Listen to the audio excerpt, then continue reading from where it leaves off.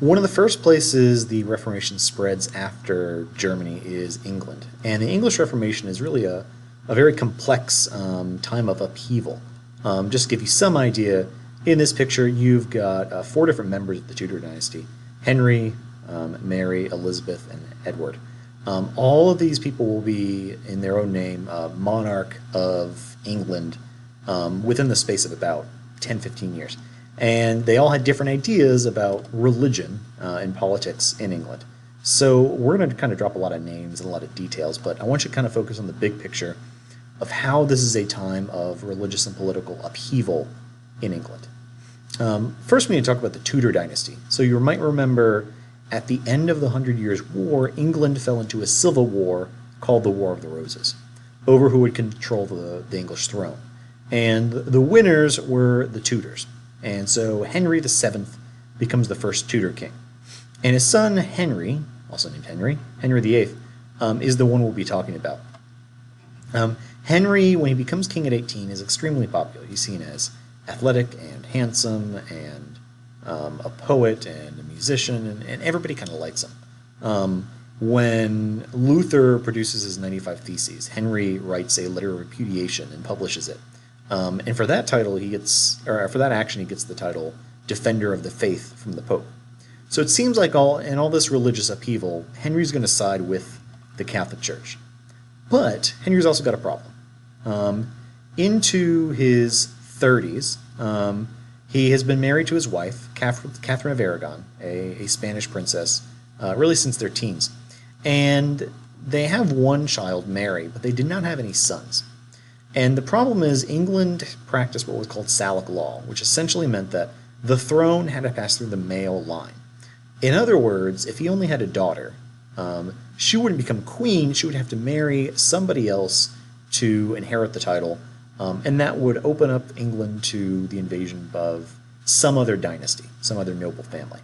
And Henry didn't want this. And ultimately he decided the blame rested with his wife, Catherine. He thought if he could find another wife, then his problems would be solved.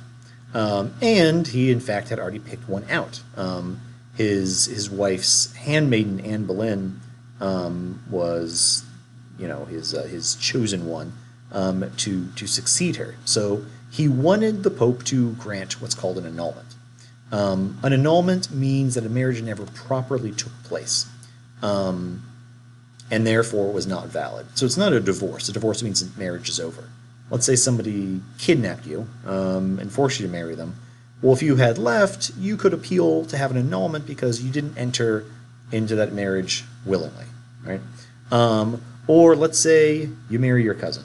You could make an argument that, well, you're too closely related, you shouldn't get married, and therefore it was never a valid marriage. Now, it wasn't uncommon for popes to grant annulments, especially among the nobility and the kings. But the Pope at the time, Clement VII, had kind of a problem with Henry's situation. For one, Henry had married Catherine of Aragon already under some kind of complicated circumstances, because Henry had an older brother named Arthur, and Arthur had actually been engaged to marry Catherine of Aragon way back when they were kids. But Arthur died when he was very young. Technically, it was after the marriage took place, but they made the argument that he could marry Catherine anyway because they had never consummated the marriage. And this is the whole basis for their marriage in the first place. But now Henry was saying, well, Catherine was married to my brother, and therefore we're too closely related, so we need an annulment. So the argument just didn't make any sense. Also, Catherine was the aunt of Charles V, the Holy Roman Emperor. And Charles had just finished a war against the Papal States where Clement was. So for this political and situation, as well as the actual basis of the argument, Clement said, "I can't grant you an annulment." So Henry took this back to his bishops and said, "We need to make something happen here." So in 1534, Parliament under Henry passed the Act of Supremacy. And what the Act of Supremacy did was to declare Henry the head of the church in England. In other words, he, not the Pope, was in charge of all the English churches. So this essentially wasn't a religious conflict. this was a political one. But it had very immediately wide-reaching effects.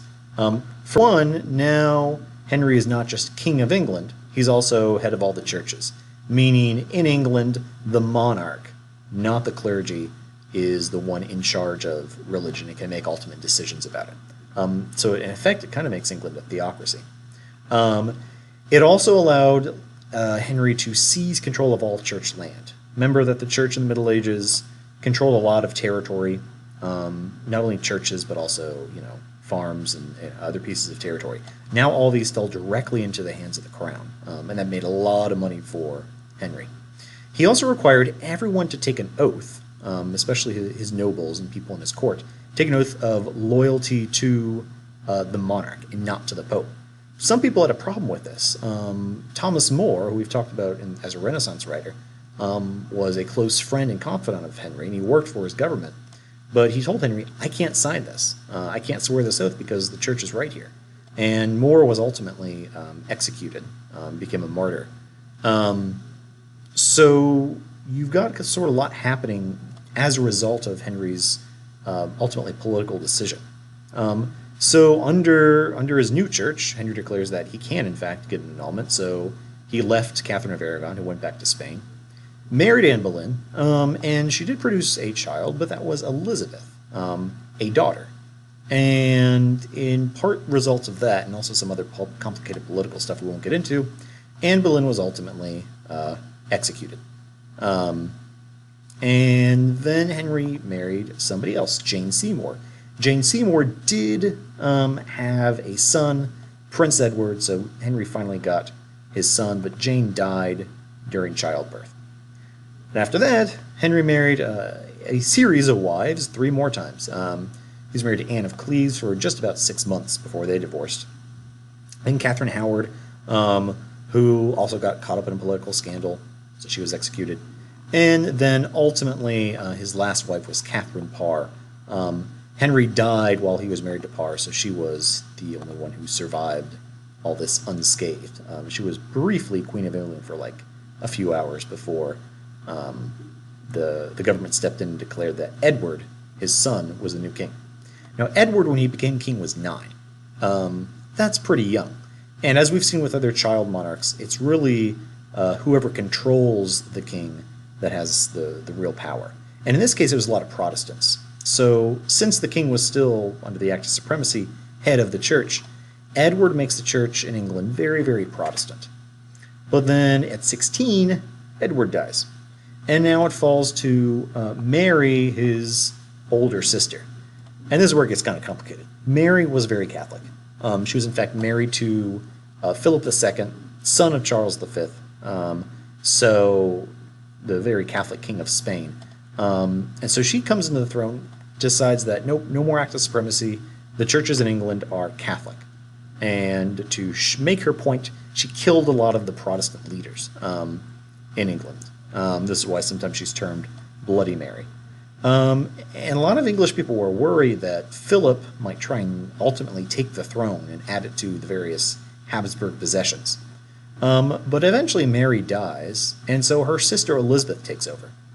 Elizabeth reinstates the Act of Supremacy, but this time she kind of cuts a middle path. The new church, which ends up being called the Anglican Church, or Church of England, looks Catholic, but it's sort of Protestant under the hood.